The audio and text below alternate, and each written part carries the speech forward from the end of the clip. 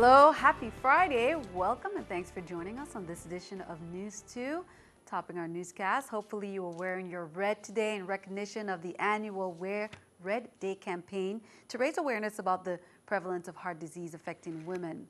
While the legal battle with Hovenza is underway, on Wednesday, Governor Kenneth Map asked the Senate for funding for the initial phase of the litigation process, which is the reopening of a contamination lawsuit that was set aside last year. News 2's April Knight has details. Governor Kenneth Map is going after Hovenza for breaking one of its deals with the VI government to collect from Hess Oil all of the current monies that are due and owing to this territory. And he's asking the Senate for $1 million to sue, and that's just to start with. In 2014, the VI and Hovenza came to a settlement agreement over the contamination issues on St. Croix. Hovenza was supposed to pay some $43 million by December 31st last year, or when the refinery is sold. What Mr. Goodall said is that I have your $40 million, and if we are unable to get a buyer who will provide $40 million to pay for it, the $40 million that are due and owing to you, we would use that money to mothball the plant and shut it down. When the owners of Hovenza failed to hold up their end, Map told the Attorney General to reopen the contamination case, foreclose on Hovenza's assets on Estate Hope, and to start the process of suing the owner companies. At stake is more than $800 million in environmental damages. During his State of the Territory, Map announced that they filed for the Estate Hope foreclosure on the same day. According to Government House, the $1 million is to retain legal counsel. They do not yet know how much the litigation is going to cost or how long it's going to take. But the governor says that's not the question to be asking. The people of the Virgin Islands delivered on their part of the promise. It is now time for Hess Oil, Hovik, Hovenza, and PDVSA to deliver on its part of the process. Reporting for News 2, I'm April Knight. And News 2 will keep you updated on any developments in the government's lawsuit against Hovenza. While the Joint Board of Elections seems to be having problems getting together and being productive, on Thursday, the Joint Board was supposed to meet on St. Thomas. This after the St. Croix Board's decision not to attend what was supposed to be the first board meeting in January because they themselves have not yet held their organizational meeting. On Thursday, however, the rescheduled joint board meeting still did not draw enough members for a quorum. Election Supervisor Caroline Fox was also not at that meeting. According to election system staff, election board members are scheduled to appear before the Senate Committee of the Whole next week, Wednesday, to testify on the 2014 elections. Currently, the joint board still has not organized. No chairman, vice chairman, nor secretary has been selected. The next board meeting is scheduled for April 16th.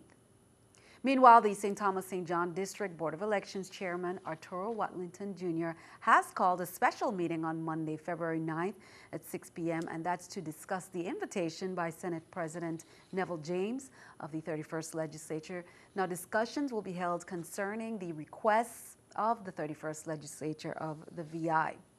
Senator Tregenza Roach has written to Senate President Neville James expressing his disappointment over a recent meeting with visiting Department of Interior officials, to which only members of the legislature's majority were invited. Roach said members of the public need to know that some senators were excluded from the meeting and did not simply choose to not participate. He said he did not receive any correspondence directly from the Senate President announcing or inviting senators to the meeting. Instead, Roach said he learned of the meeting only upon receipt of the President's press release, which followed the meeting. Roach said there are several matters he would have raised with Interior officials. Police say on February 5th, 2014, around 8 p.m., the 911 emergency call center received a call of a pedestrian being struck by a vehicle on the North Side Road. He later died of his injuries. Officers arrived on the scene and found a Hispanic male whom appeared to be in critical condition. He was transported to the Waldwi Hospital.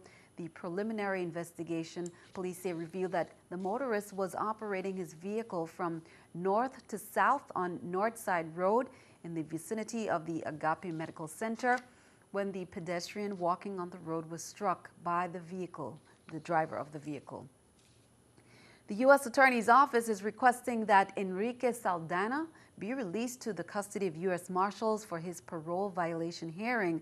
Saldana was arrested on May 2nd for the death of his wife, Jeanette McGrath Saldana, while he was on supervised release. Prior to his wife's death, Saldana was convicted of extortion and was released from federal prison in late 2013. He was released from home confinement, but still under supervision on February 2015, and 3 months after that was when he was arrested for the death of his wife. His trial for charges in connection to the murder are scheduled for May 4th. Meanwhile, the U.S. Attorney's Office also announced 3 sentencings. District Court Judge Curtis Gomez sentenced Jamoy Norman, 23, to 30 months in federal prison for possession of a firearm with an obliterated serial number. Norman pleaded guilty to the 1-count indictment on November 2014. He also gets 3 years of supervised release. Judge Gomez also sentenced Edwin Monsanto, 54, from St. Thomas, to 33 months in prison and 5 years of supervised release for conspiracy to possess with intent to distribute cocaine. This was in connection with the drug ring case involving former DPNR Chief Roberto Tapia. Judge Gomez also sentenced Davidson Alfred, 54, of St. John, to 17 months in prison and 2 years of supervised release for bank fraud. Well, in other news, turning our attention overseas, Jordan hits ISIS with intense and punishing airstrikes in retaliation for the murder of pilot Muta Kasazbeh. More than a dozen fighter jets bombed suspected militant training and weapons storage sites Thursday in the Syrian city of Raqqa. The U.S. military provided backup like reconnaissance and refueling for the 20 Jordanian F-16 fighter jets that took part in the mission. As Jordan retaliates, President Obama plans to seek congressional authorization for a new resolution authorizing to the use of U.S. military force against ISIS. House Speaker John Boehner says the president first has to make the case to the American people. Keeping our eye on the economy, what's next for Radio Shack after filing for bankruptcy protection? Well, the company will close about 2,000 stores in the U.S., and Sprint will open mini shops in about 1,700 stores. January was another big month for job growth. The Labor Department says 257,000 jobs were created, but the unemployment rate is up from 5.6% to 5.7%. Here's the New York Stock Exchange with a stock market watch. The Dow, NASDAQ, and S&P all down. The Dow 60, NASDAQ 20, S&P 7. Coming up on News 2, here's a Black History VI History quiz. In 1976, a couple produced the first American feature film to be shot entirely in Africa by Black professionals. They were also deeply involved in civil rights, on and off the screen. Think you know the answer? We'll be right back.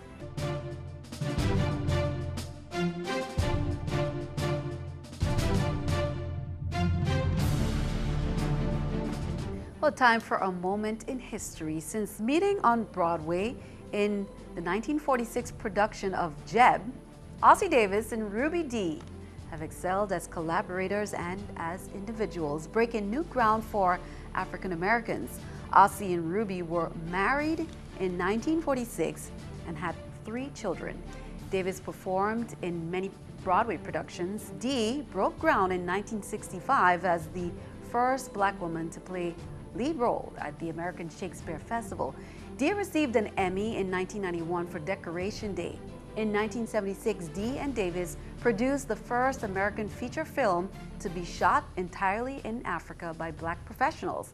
Davis and Dee were deeply involved in civil rights issues, promoted the cause of Blacks in the entertainment industry as well. In 2000, Davis and Dee were presented with the Life Achievement Award. Ossie died in 2005, sadly, at the age of 87. Ruby died at age 91 last year. Well, many will be heading out to see Kirk Franklin at the Reichel Center, 8 p.m. Saturday. He started playing piano at the age of 4. He was leading the Mount Rose Baptist Church adult choir near Dallas by the age of 11. His debut album spent 100 weeks on the gospel charts and was the first gospel debut album to go platinum. Kirk has won 5 Grammy Awards, 16 Doves, 33 Stellars, and 3 NAACP Image Awards. Many know his hits, including I Smile, Imagine Me, and Looking for You. Royal Center for the Arts unveiled its 2014-2015 season with some of the biggest names in the music industry back in August. And this weekend, another show-stopping performance with Kirk Franklin is coming up. Organizers say there is a lot of work behind the scenes to prepare for the season. Pretty much, our tech team, we have about about 6 or 7 person tech team staff, and they pretty much, they have to do a load in, bring in the speakers, bring in all the sound equipment, soundboards, even the lights, because we have lighting and all that stuff goes into these shows. So they have to first, they get a plot or diagram from the artist. They have to set up that plot exactly the way the artist wants it. After you kind of pick 15 to 20 artists that you want to have, we then go and see if they're available and if we can get them for something that we can afford. There's other areas that have to be taken care of in terms of logistics, operations, making sure the artists are here on time. You have to book the flights. The season kicked off with a reggae party featuring 2 of the biggest names in the genre, Tassan Chen and Virgin Islands native Pressure. Then an unforgettable performance with music legend Natalie Cole. The second half of the season kicked off last month with 10-time Grammy Award winner Kenneth Babyface Edmonds. Coming up, it's Spencer's Theater of Illusion, also a showcase of pre-Hispanic, Mexican, and Latin culture by the Zul Dance Company. The season finale features 2 of the most well-known vocalists in R&B, Jeffrey Osborne and Freddie Jackson. We have something special coming in March. I can't say yet, but we have something special coming in March. Well, the Coral Bay Community Council Forum, scheduled for Monday, February 9th, that's coming up at 6 p.m., will provide an update on the Drinking Water, Potable Water, and Wastewater Grant CBCC received from the U.S. Department of Agriculture. This grant provided funds to take a look at Coral Bay's waste water systems, and describes the options to improve these systems where necessary. Results of the Community Water and Wastewater Survey and options for supplying water to Coral Bay will all be discussed. The CBCC Forum Series, it's held every Monday night at 6 p.m. to 7 p.m. at the John Foley Learning Institute in Coral Bay. Hebrew Congregation of St. Thomas, they're presenting their 16th annual Antiques, Art, and Collectibles Auction at Antilles Schools MCM Center this Sunday, February 8th, from noon to about 2:30 or 3. The gavel falls at noon. The live auction will feature West Indian furniture, paintings, wining and dining packages, much more. The young families of the congregation will offer a special kids boutique featuring toys, clothing, and books, and it's all to raise money for the PJ Library program. Bruce Wilson of St. Croix is again the auctioneer. Proxy bidding is available for anyone who can't be at the auction and must leave early. You can call the synagogue for more information at 774-4312.